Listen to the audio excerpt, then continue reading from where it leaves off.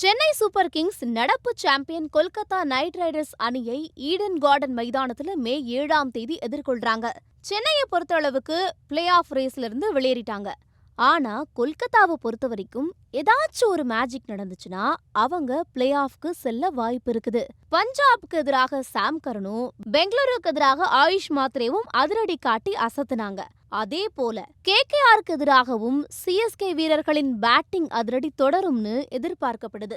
இந்த நிலையில சென்னை கேப்டன் மகேந்திர சிங் தோனி தொடர்ச்சியாக பயிற்சிகளை புறக்கணித்து ரசிகர்களுடைய நெஞ்சில இடிய இறக்கியிருக்கிறாரு. கடந்த 2 நாட்களாக அவர் வலைப்பயிற்சியில ஈடுபடல. இதனால தோனி தன்னுடைய ஓய்வை அறிவிக்க போவதாக காட்டு தீ வேகத்துல தகவல்கள் வேகமா பரவிட்டு இருக்குது. இந்த நிலையில சென்னை அணியின் பவுலிங் பயிற்சியாளர் எரிக் சைமன்ஸ் இதற்கு விளக்கம் கொடுத்திருக்கிறாரு. இது குறித்த பேட்டியில இருக்கும் இடத்திலேயே தன்னை தயார்படுத்திக் கொள்வது தோனியுடைய ஸ்பெஷல். இதனால அவர் குறித்து கவலைப்பட தேவையில்ல. தோனி இப்பவும் விளையாட தயாரா இருக்கிறாரு அப்படின்னு சொல்லியிருக்காரு. எப்போது ஆட்டத்தை நிறுத்த வேண்டும் அப்படிங்கிறது அவருக்கு தெரியும். நாம இப்போ என்ன சூழ்நிலையில இருக்கோம், ஆடுகளத்தின் நிலை என்ன அப்படிங்கிறது அவருக்கு நல்லா தெரியும். 5 கோப்பைகளை வென்ற எங்களுக்கு இந்த சீசன் மோசமானதா அமைஞ்சிருச்சு.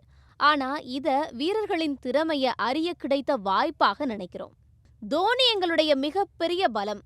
ஒவ்வொரு போட்டிக்கும் கடுமையாக உழைக்கிறாரு.